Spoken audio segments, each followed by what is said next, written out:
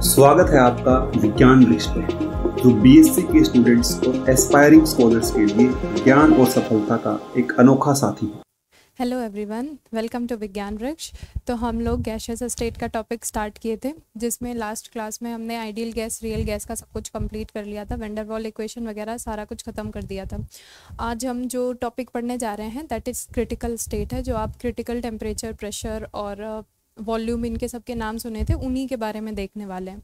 ठीक है, तो स्टार्ट करने से पहले थोड़ा सा जो हमारे पास स्टेट ऑफ मैटर है, जैसे जब हमने गैसियस स्टेट की भी क्लास स्टार्ट की थी तो हमने स्टेट ऑफ मैटर से ही स्टार्ट की थी कि 3 में डिवाइड किए गए हैं। ठीक है, वहीं से आज थोड़ा सा उसका समझते हैं, उसके बाद थ्योरी पे आएंगे।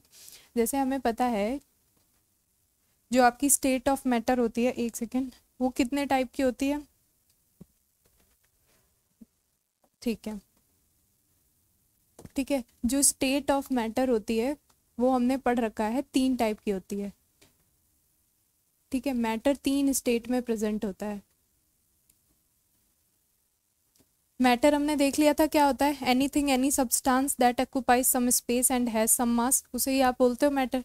ठीक है, तो ये कितने 3 कैटेगरी आपने देख ली थी, कौन कौन सी होती है? 3 स्टेट होती हैं इसकी। पहली तो आप देखते हो सॉलिड में, सॉलिड स्टेट। दूसरी आप किसकी बात करते हो? लिक्विड स्टेट की।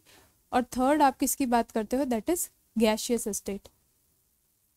ठीक है, सॉलिड कुछ पॉइंट्स हमने देखे थे, जैसे सॉलिड में जो इंटरमॉलिक्यूलर फोर्स ऑफ अट्रैक्शन होता है वो सबसे ज़्यादा होता है। ठीक है, जो इंटरमॉलिक्यूलर फोर्स ऑफ अट्रैक्शन होता है इसमें सॉलिड में वो सबसे ज़्यादा होता है। Force of attraction very high. ठीक है, इसमें इसके कंपैरेटिव, दैट इज लिक्विड में सॉलिड के कंपैरेटिव थोड़ा सा कम होता है। दैट इज इंटरमॉलिक्यूलर जो फोर्स ऑफ अट्रैक्शन होता है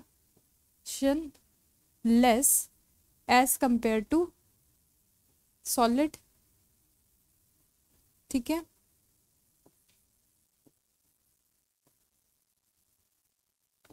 ओके और इनमें क्या देखा था, जो इंटरमॉलिक्यूलर फोर्स ऑफ अट्रैक्शन होता है वो वेरी लो, वेरी लेस, बहुत कम होता है। और जब आप इन्हें 2 में कैटेगराइज कर देते हो, आइडियल गैस और रियल गैस में, तो हमने देख लिया था आइडियल गैस में तो फोर्स ऑफ अट्रैक्शन होता ही नहीं है, रियल गैस में थोड़ा बहुत होता है। अच्छा, तो हमने ये चीज़ें देख ली थी पुरानी वाली क्लास से। एक चीज़ हम और देख लेते हैं, वो क्या है? जो मैंने यहाँ पे फोर्स ऑफ अट्रैक्शन की बात की, आज वाली क्लास में कुछ उसी से रिलेटेड है। जैसे एक चीज़ आप जानते हो कि अगर आप लिक्विड को हीट करते हो तो वो किस में कन्वर्ट होती है? गैस में, जिसे आप वेपर भी बोल देते हो। ठीक है, ये प्रोसेस कौन सी हो गई? वेपराइजेशन। इस प्रोसेस को क्या नाम देते हैं हम? वेपराइजेशन।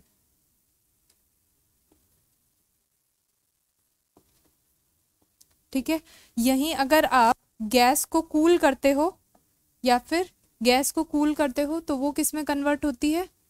जब आप यहाँ पे क्या करते हो? कूलिंग करते हो। ठीक है, तो वो किस में कन्वर्ट हो जाती है? लिक्विड में कन्वर्ट हो जाती है। और इस प्रोसेस को आप क्या नाम दे देते हो? कंडेंसेशन। ठीक है, किससे लिख लूं? इसे क्या नाम देते हैं हम? कंडेंसेशन। ठीक है, इसका मतलब क्या है? और जो लिक्विड है आपके पास, लिक्विड के जो मॉलिक्यूल्स हैं उनके बीच में जो फोर्स ऑफ अट्रैक्शन है वो एज कंपेयर टू गैस के तो ज़्यादा है, और जो गैस के मॉलिक्यूल्स के बीच में फोर्स ऑफ अट्रैक्शन है वो लगभग नेग्लिजिबल है।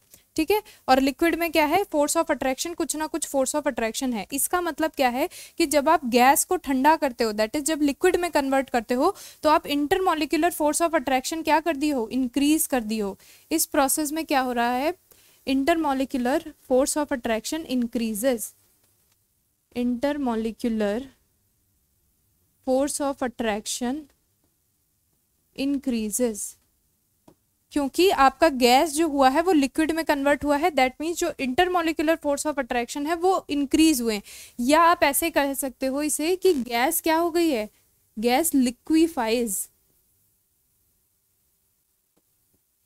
दैट मीन्स गैस का लिक्विड में कन्वर्ट होना ऑन कूलिंग मतलब जब आप गैस को ठंडा करते हो तो गैस लिक्विड में कन्वर्ट होती है, क्योंकि ठंडा करने पर उनके इंटरमोलिकुलर फोर्स ऑफ अट्रैक्शन क्या हो जाते हैं, इंक्रीज कर जाते हैं, जिसकी वजह से गैस लिक्विफाई होती है। अब ऐसा होता क्यों है ये देख लेते हैं।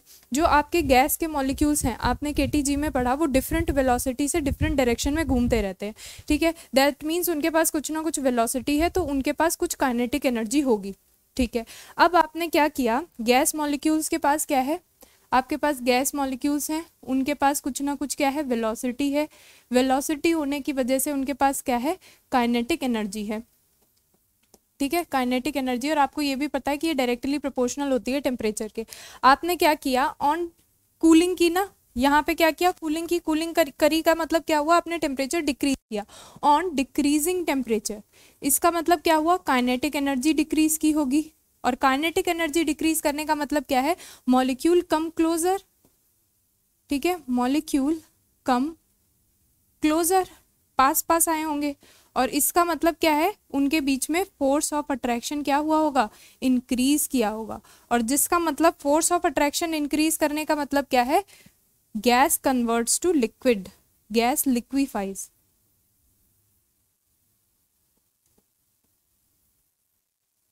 आई होप यहाँ तक आपको चीज समझ में आई होगी। क्या मैंने किया है, ये साइड में लगा देते हैं, ओके, एंड देन ये, ठीक है। ये हमने यहाँ पे सीखा कि कैसे टेम्परेचर डिक्रीज करने पे गैस लिक्विफाई हो गई। अब आ जाते हैं थ्योरी पे वापस। देखिए, gas molecules are continuously gas molecules are continuously moving with different velocity, hence they have definite amount of the kinetic energy, जो कि हमने kinetic theory of gas में भी पढ़ा था कि जो भी आपके पास गैस मॉलिक्यूल्स होते हैं वो डिफरेंट वेलोसिटी के साथ मूव करते हैं, जिसकी वजह से उनके पास, अब अगर उनके पास वेलोसिटी है तो ऑब्वियस बात है कि वो उनके पास काइनेटिक एनर्जी होगी।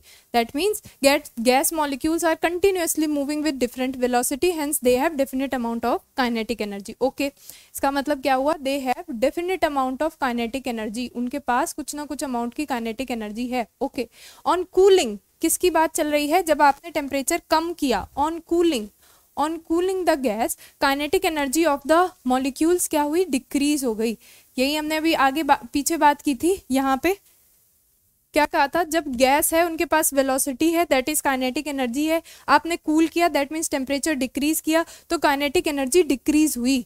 यही चीज इसने बोल रखी है कि on cooling, that is on decreasing the temperature, kinetic energy of the molecules decreases because kinetic energy is directly proportional to temperature, and if the temperature decreases then kinetic energy also decreases. Kinetic energy of the molecule decreases and the molecules come closer. अगर उनकी kinetic energy कम हो गई, पहले kinetic energy ज़्यादा थी तो अलग अलग डायरेक्शन में अलग अलग वेलोसिटी के साथ खूब दूर दूर घूम रहे थे, वॉल्यूम ज़्यादा ऑक्यूपाई कर रहे थे। अब क्या हो गया, काइनेटिक एनर्जी कम हो गई क्योंकि आपने टेम्परेचर डिक्रीज कर दिया, तो मॉलिक्यूल्स क्या हो गए, पास पास आ गए। वही चीज लिखिए, मॉलिक्यूल्स कम क्लोजर, और उससे क्या होगा, बिकॉज ऑफ दैट जो इंटरमॉलिक्यूलर फोर्स ऑफ अट्रैक्शन है वो इंक्रीज कर जाएगा। Because of that intermolecular force of attraction increases and hence gas क्या हो गई, लिक्विफाई हो गई। यही हमने अभी पीछे बात की थी कि गैस कैसे लिक्विफाई हो रही होगी, वो चीज आपने यहाँ पर भी देख ली, ठीक है। टेम्परेचर डिक्रीज किया, काइनेटिक एनर्जी डिक्रीज की, मॉलिक्यूल पास पास आए, उनके बीच में फोर्स ऑफ अट्रैक्शन बढ़ा। अब अगर गैस के बीच में बिल्कुल फोर्स ऑफ अट्रैक्शन नहीं था, मतलब नेग्लिजिबल, ऑलमोस्ट नेग्लिजिबल था, और उससे उनके बीच में अगर फोर्स ऑफ अट्रैक्शन बढ़ गया है, तो इसका मतलब क्या है, गैस लिक्विड में कन्वर्ट हो चुकी है। वही चीज इन्होंने लिखी है कि on cooling the temperature gas liquefies, okay. Third चीज क्या है, अच्छा ये तो हमने बात कर ली किसकी, टेम्परेचर की बात कर ली। इस वाले में हमने टेम्परेचर की बात की, इस जो ये 3 लाइन थी, ये जो पैराग्राफ था, इसमें हमने टेम्परेचर की बात की। और प्रेशर की क्या इफेक्ट पड़ता है, प्रेशर का क्या इफेक्ट पड़ता है गैस पे, ठीक है। अगर आपने प्रेशर इंक्रीज किया तो इसका मतलब क्या है, वॉल्यूम डिक्रीज किया, इसका मतलब भी कि मॉलिक्यूल्स पास पास आए होंगे, ओके। यहाँ पे देख लेते हैं प्रेशर का इफेक्ट, कौन सा कलर ले लूँ, येलो, ओके। यहाँ पे देख लेते हैं, ये हमने देखा था इफेक्ट ऑफ टेम्परेचर, ठीक है। ये क्या था, इफेक्ट ऑफ टेम्परेचर, ओहो, इफेक्ट ऑफ टेम्परे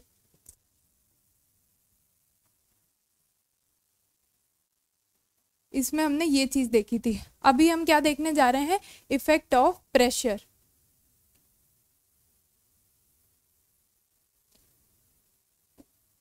देखो कैसे प्रेशर का इफेक्ट पड़ेगा। आपने क्या किया, गैस मॉलिक्यूल्स जो आपके पास थे उन पे आपने प्रेशर इंक्रीज कर दिया। प्रेशर इंक्रीज किया, इसका मतलब क्या है, वॉल्यूम डिक्रीज हुआ होगा। बॉयल्स लॉ से P inverse V inversely proportional to P होता है। तो अगर आपने प्रेशर बढ़ाया तो वॉल्यूम डिक्रीज किया, और वॉल्यूम डिक्रीज करने का मतलब क्या है, मॉलिक्यूल्स पास पास आए होंगे। ठीक है, फिर वही चीज आ गई, मॉलिक्यूल्स कम क्लोजर। और अगर मॉलिक्यूल्स पास पास आए दैट मीन्स उनके बीच में फोर्स ऑफ अट्रैक्शन इंक्रीज किया। इसका मतलब क्या है, उनके बीच में जो फोर्स ऑफ अट्रैक्शन है वो इंक्रीज किया, और इसका मतलब क्या है, गैस क्या हो गई, लिक्विड में कन्वर्ट हो गई, गैस लिक्विफाइज। ठीक है, तो इस हिसाब से हमने क्या देख लिया, इनका टेम्परेचर और प्रेशर दोनों पर इफेक्ट देख लिया। कैसे टेम्परेचर और प्रेशर का इफेक्ट पड़ता है, किस पर, गैसेस पर, गैसेस के मॉलिक्यूल्स पर। ठीक है, ये हमने इधर क्या देखा, इफेक्ट ऑफ टेम्परेचर देखा, और यहाँ पे इफेक्ट ऑफ प्रेशर देखा। यही दूसरे वाले पैराग्राफ में आपकी प्रेशर की बात की गई है कि जैसे आप प्रेशर इंक्रीज कर रहे हो at a particular pressure, pressure is applied more and more. क्या किया, pressure is applied more and more, जैसे ज़्यादा से ज़्यादा प्रेशर बढ़ाया on the gas the molecules come closer, molecules पास पास आना शुरू हो गए, जिसकी वजह से क्या हुआ, उनके बीच में जो इंटरमॉलिक्यूलर फोर्स ऑफ अट्रैक्शन था वो क्या हो गया, विल कीप ऑन इंक्रीजिंग, बढ़ने लग गया, जिसकी वजह से क्या हुआ, गैस में चेंज इनटू लिक्विड। ठीक है, इतनी चीज सही है। हमने दो पैराग्राफ्स में अभी तक क्या क्या पढ़ा, पहला तो टेम्परेचर का इफेक्ट पढ़ा कि अगर आपने टेम्परेचर डिक्रीज कर दिया तो उनकी काइनेटिक एनर्जी भी डिक्रीज हो गई, क्योंकि केटीजी कहती है कि जो kinetic energy of the molecule है वो डायरेक्टली प्रोपोर्शनल है टेम्परेचर के, और अगर आपने टेम्परेचर डिक्रीज किया दैट मीन्स आपने काइनेटिक एनर्जी डिक्रीज की, और इसका मतलब क्या है, मॉलिक्यूल्स पास पास आने लग गए, और मॉलिक्यूल्स पास आए इसका मतलब उनके बीच में फोर्स ऑफ अट्रैक्शन बढ़ा, और फोर्स ऑफ अट्रैक्शन बढ़ा का मतलब क्या है, गैस लिक्विड में कन्वर्ट हो गई, या फिर आप ऐसे कहो कि गैस लिक्विफाइज। ओके, दूसरा इफेक्ट हमने प्रेशर का देखा, प्रेशर हमने इंक्रीज किया, वॉल्यूम डिक्रीज हुआ, फिर से मॉलिक्यूल्स पास पास आए, फिर से उनके बीच में फोर्स ऑफ अट्रैक्शन इंक्रीज किया, फिर से गैस क्या हो गई, लिक्विड में कन्वर्ट हो गई। ओके, तो दो इफेक्ट हमने टेम्परेचर और प्रेशर के गैस मॉलिक्यूल्स पे देख लिए। अभी इन दोनों में जो इफेक्ट ऑफ टेम्परेचर है वो ज्यादा सिग्निफिकेंट होता है as compare to the pressure. Effect of the, यही चीज मैंने बताई कि इन दोनों में जो हमने टेम्परेचर और प्रेशर का इफेक्ट पढ़ा है उन दोनों में टेम्परेचर का इफेक्ट ज्यादा सिग्निफिकेंट है। The effect of temperature is much more significant, किसका, इफेक्ट ऑफ टेम्परेचर, वो क्या है, ज्यादा सिग्निफिकेंट है। It is observe that if the temperature is not below a particular value, her gas के लिए एक पर्टिकुलर टेम्परेचर है, अगर आपका गिवन टेम्परेचर उस पर्टिकुलर वैल्यू से नीचे नहीं है तो आप कितना ही प्रेशर लगा लो वो गैस लिक्विड में कन्वर्ट नहीं होगी। समझ में आया, मैंने क्या बोला कि अगर आप गैस को लिक्विड में कन्वर्ट करना चाहते हो तो या तो आप टेम्परेचर को डिक्रीज करो और या फिर आप प्रेशर को इंक्रीज करो। तो अगर कोई गैस, हर एक गैस का अपना एक पर्टिकुलर टेम्परेचर है जिसे हम क्रिटिकल टेम्परेचर बोलते हैं, उस क्रिटिकल टेम्परेचर से नीचे है, ठीक है, अगर कोई भी टेम्परेचर उस क्रिटिकल टेम्परेचर से नीचे नहीं है तो आप कितना भी प्रेशर बढ़ा लो गैस लिक्विड में कन्वर्ट नहीं होगी। या आप ऐसे कह लो, अगर कोई टेम्परेचर गैस के क्रिटिकल टेम्परेचर से ऊपर है तो फिर कितना ही प्रेशर लगा लो गैस लिक्विड में कन्वर्ट नहीं होगी, वही टेम्परेचर क्या हो जाएगा, क्रिटिकल टेम्परेचर हो जाएगा। ठीक है, वही चीज इधर लिखी है, it is observe that if the temperature is not below या फिर temperature is above eight a particular temperature, उस टाइम पे क्या होगा, gas does not liquefy, gas liquid में कन्वर्ट नहीं होगी, आप कितना भी प्रेशर बढ़ा लो। क्यों, अच्छा मैं प्रेशर बढ़ाने की क्यों बात कर रही हूँ, क्योंकि प्रेशर बढ़ाने पर ही गैस लिक्विड में कन्वर्ट हो रही है। तो अगर टेम्परेचर, जो भी आपने टेम्परेचर लिया है वो उस गैस के क्रिटिकल टेम्परेचर से ज़्यादा है, उससे अबव है, तो फिर प्रेशर बढ़ाने पर गैस के लिक्विड में कन्वर्जन नहीं होगा, गैस का लिक्विड में कन्वर्जन नहीं होगा। The gas does not liquefy what ever pressure में अप्लाई। ठीक है, तो वही टेम्परेचर आपका क्या हो जाता है, क्रिटिकल टेम्परेचर हो जाता है, is called as the critical temperature. Okay, यहाँ तक चीजें क्लियर हैं। इन तीनों की डेफिनेशन लिखी है कि क्रिटिकल टेम्परेचर क्या है, क्रिटिकल प्रेशर क्या है और क्रिटिकल वॉल्यूम क्या है। तो क्रिटिकल टेम्परेचर की तो हमने बात कर ली, वो टेम्परेचर जिसके ऊपर अगर कोई टेम्परेचर है तो आप गैस को लिक्विड में कन्वर्ट नहीं कर सकते। The temperature above which the gas can not be liquefy, जैसे आप यहाँ पे आपको एग्जांपल दे रखा है CO2 का दे रखा है, CO2 के लिए यहाँ पे मैंने क्या दिया है, CO2 के लिए जो TC है वो कितना है, 31.1 डिग्री सेंटीग्रेड। ठीक है, तो अगर आपका, इसे आप केल्विन में चेंज कर लेना जो भी अमाउंट आएगा, ठीक है। तो जो 31.1 डिग्री सेंटीग्रेड है, इसके ऊपर अगर आपने टेम्परेचर लिया, let's suppose 32 degree centigrade temperature लिया और कोई एक पर्टिकुलर प्रेशर पे आपने देखा, फिर आप कितना ही प्रेशर इंक्रीज करते चले जाओ, डबल डैश ट्रिपल डैश, कितना ही प्रेशर इंक्रीज करते चले जाओ, ये जो आपकी CO2 गैस है वो लिक्विफाई नहीं होगी। ठीक है, वही चीज इधर लिखी है, द टेम्परेचर अबव विच 31.1 अगर CO2 के लिए, तो इससे ऊपर above which gas can not be liquefied. अगर आपने CO2 के लिए जो 31.1 डिग्री सेंटीग्रेड उसका क्रिटिकल टेम्परेचर है, आप उससे ज़्यादा टेम्परेचर लेते हो, दैट इज 32 लेते हो, फिर कितना भी प्रेशर बढ़ा लो, जो CO2 है वो लिक्विड में कन्वर्ट नहीं होगी। वही temperature that is 31.1 degree centigrade CO2 के लिए क्रिटिकल टेम्परेचर है। पढ़िए, the temperature above which gas can not be liquefy, the temperature above which gas cannot be liquefied howsoever high pressure apply on the gas, that is called as the critical temperature। उसी temperature को आपने क्या नाम दे दिया, critical temperature. उस temperature के ऊपर आप गैस को लिक्विफाई नहीं कर सकते। सेकेंड चीज क्या है, और जब आपका क्रिटिकल टेम्परेचर अटेन हो गया, उस टाइम पे जो उस गैस का प्रेशर होगा वही क्या हो जाएगा, क्रिटिकल प्रेशर हो जाएगा।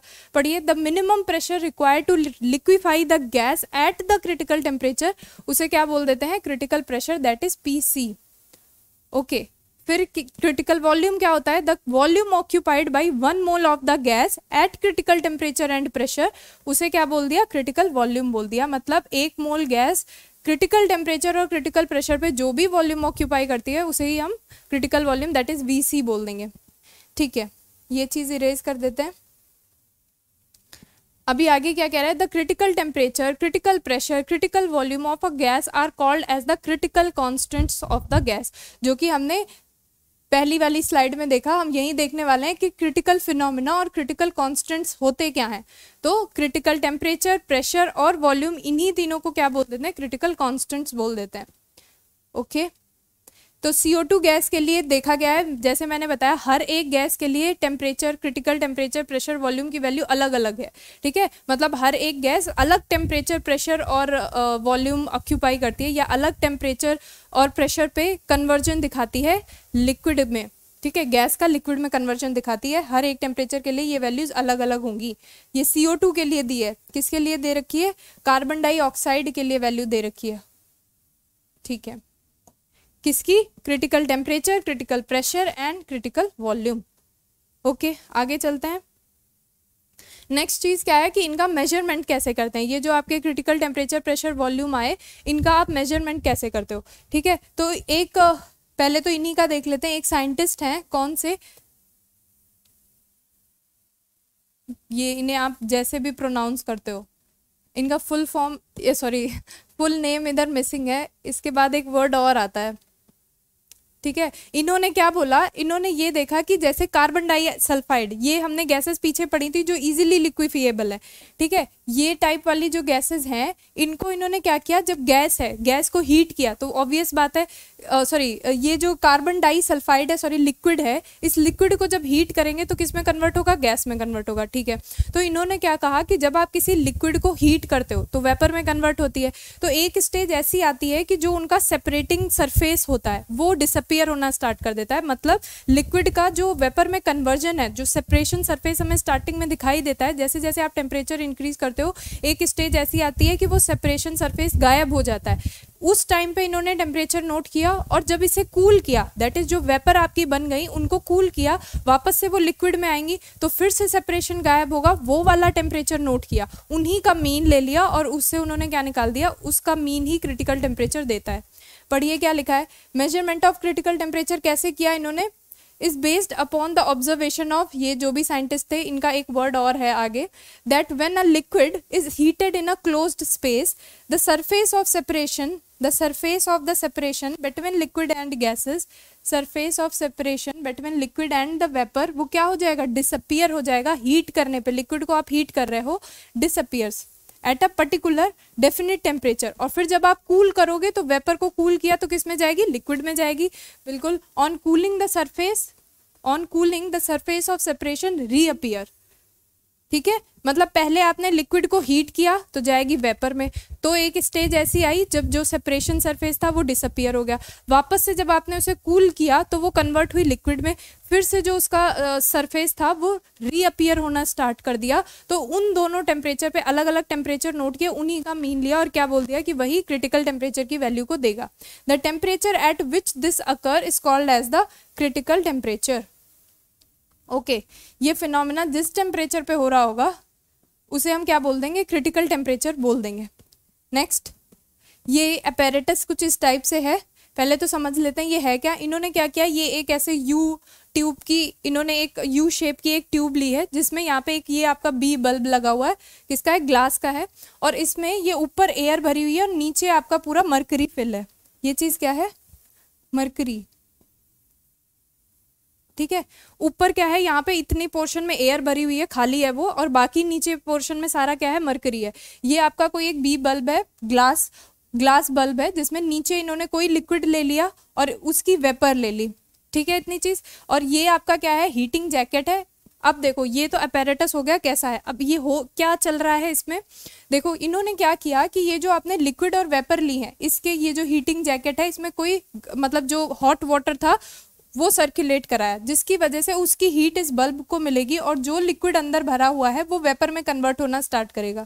एक स्टेज ऐसी आएगी जो ये सेपरेशन, ये आपको जो मिनिस्कस दिख रहा है ये डिसअपियर होना स्टार्ट हो जाएगा। उस टाइम पे हमने टेम्परेचर सपोज कर लो T1 है वो नोट कर लिया। अब टेम्परेचर कहाँ से नोट करेंगे, ऑब्वियस बात है, इधर थर्मोमीटर लगा होगा, वहीं टेम्परेचर मेजर करेगा, तो टेम्परेचर T1 नोट कर लिया। दूसरी क्या कंडीशन करी, जब हमने कोल्ड वाटर इधर सर्कुलेट कराया तो उस टाइम पे क्या होगा, जो वेपर्स थी वो वापस से लिक्विड में कन्वर्ट होंगी और जो मिनिस्कस गायब हो गया था वो दोबारा से जनरेट हो जाएगा। वो टेम्परेचर हमने नोट कर लिया। ये कौन से टेम्परेचर है, T1 वो टेम्परेचर है जिस पर ये मिनिस्कस गायब हुआ था, और T2 वो टेम्परेचर है जिस पर दोबारा से ये मिनिस्कस जनरेट हुआ है। तो इन्हीं T1 T2 का इन्होंने क्या ले लिया, मीन ले लिया, ठीक है, और वही क्या आ गया, आपका क्रिटिकल टेम्परेचर आ गया, ठीक है। यही चीज इस पूरे थ्योरी में लिखी है। It helps to measure the, ये अपैरेटस जो है ये क्या काम करता है, क्रिटिकल टेम्परेचर को मेजर करता है। It helps to measure the critical pressure. अगर आपको क्रिटिकल टेम्परेचर पता चल गया, जैसे यहाँ से इनका मीन लेने पे आपको क्रिटिकल टेम्परेचर पता चल गया, सेम एज यहाँ पे ये आपकी जो ट्यूब है इस पे भी ऐसे मार्क लगे हुए होते हैं जिन पर आप प्रेशर मेजर करते हो, ठीक है। तो जब आपने T1 टेम्परेचर नोट किया था उसी टाइम पे आपको P1 प्रेशर भी नोट करना है, जब आपने T2 टेम्परेचर नोट किया उसी टाइम पे आपको P2 प्रेशर भी नोट करना है। तो T1 का दैट इज टेम्परेचर का मीन आपको क्रिटिकल टेम्परेचर देगा, और जो P1 P2 प्रेशर निकाले हैं उनका मीन आपको क्रिटिकल प्रेशर देगा। इतनी चीज सही है। वहीं ये यहाँ पे क्या बोल रहे हैं, it helps to measure the critical pressure. Okay, it is made up of a glass tube, वो जो बी ग्लास ट्यूब है उससे मिलकर के बना हुआ है, that is sealed over mercury and holds the liquid and vapour. इसमें ये पूरा मर्करी भरा हुआ है और ये इस जो ये ग्लास ट्यूब है इसमें वेपर और उस लिक्विड और उसकी वेपर है, ठीक है, लिक्विड एंड इट्स वेपर। अब मैनोमीटर M, ये जो आपका M दिया है ये पूरा, ये मैनोमीटर, इसमें क्या है, मर्करी फिल है with air above the mercury is attached to the light bulb. ये पूरा मैनोमीटर इसी बल्ब से अटैच्ड है, ठीक है, ओके।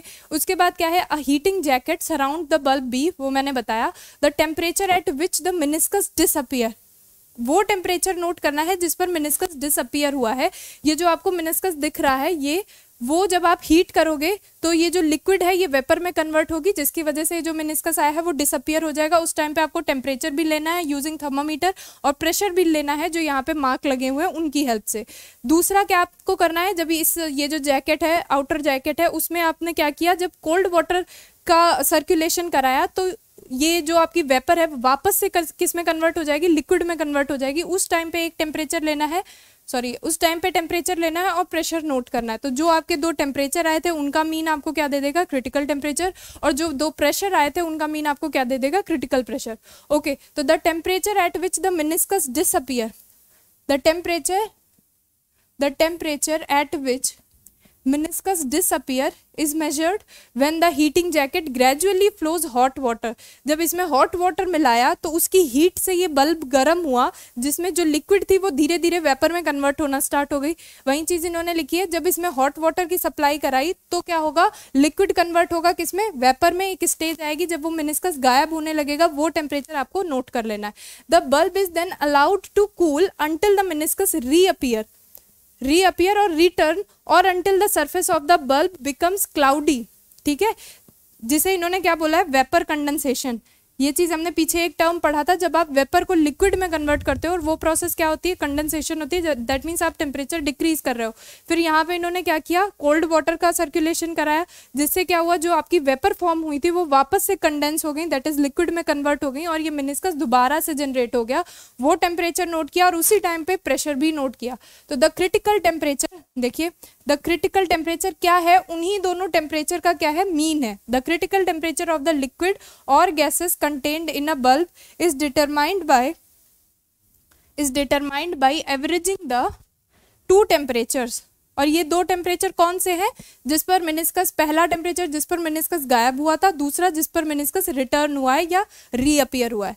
ठीक है, the corresponding pressure from the manometer at the two stages heating और कूलिंग नोटेड डाउन। ये जो मैनोमीटर है जिस पर ये मार्क लगे हुए हैं जो कि प्रेशर बता रहे हैं, तो वो आपने ये जो दो टेम्परेचर लिए थे उन पे दो प्रेशर भी आपको नोट करने हैं और उन्हीं का मीन आपको क्या दे देगा, सॉरी करस्पॉन्डिंग प्रेशर दे देगा, taking mean of their, okay, taking mean gives the critical pressure। किसका मीन, हीटिंग एंड कूलिंग। उन दो कंडीशन में जो आपने प्रेशर निकाले हैं उन्हीं का मीन आपको क्या दे देगा, क्रिटिकल प्रेशर दे देगा। आई होप यहाँ तक चीजें समझ में आ गई होंगी। वो डायग्राम था इसका। नेक्स्ट मूव करते हैं, वीसी। वीसी क्या हो गया, क्रिटिकल वॉल्यूम हो गया। हमने क्रिटिकल प्रेशर का मेजरमेंट देख लिया, क्रिटिकल टेम्परेचर का मेजरमेंट देख लिया। अभी आते हैं वीसी पे, दैट इज क्रिटिकल वॉल्यूम। तो हमने पीछे वीसी क्या पढ़ा था कि जो 1 मोल ऑफ द गैस है वो कितना वॉल्यूम ऑक्यूपाई करती है eight critical temperature and pressure पे, वहीं क्या हो जाता है, वीसी हो जाता है। तो हम ये चीज कर सकते थे, यहाँ से जो पीसी और टीसी आया था उसे ही पीवी इक्वल्स टू एनआरटी वाले में रख करके वी निकाल सकते थे, पर जो वो वी आ रहा था वो करेक्टेड नहीं था। एक्सपेरिमेंट से जो वी आ रहे थे उन दोनों में वैल्यूज अलग अलग थी। तो ये जो एक्सपेरिमेंट किया गया वो डेंसिटी के टर्म में किया गया। कैसे, एक चीज देखते हैं। हमें पता है डी इक्वल्स टू क्या है, एम अपॉन में वी है। इस एक्सपेरिमेंट से इन्होंने उसकी डेंसिटी निकाली, जिसे हमने नाम दिया क्रिटिकल डेंसिटी निकाली। अभी हम देखेंगे कैसे निकाली थी। क्रिटिकल डेंसिटी निकाली और जो भी क्रिटिकल डेंसिटी आई है, ठीक है ना, उसे इन्होंने क्या कर दिया, वॉल्यूम, जो भी क्रिटिकल डेंसिटी आई थी उसे इन्होंने m से डिवाइड कर दिया। और ये क्या है, मॉलिक्यूलर मास, उससे डिवाइड कर दिया तो हमें उस गैस का वॉल्यूम पता चल गया। ओके, अब पढ़ते हैं क्या लिखा है।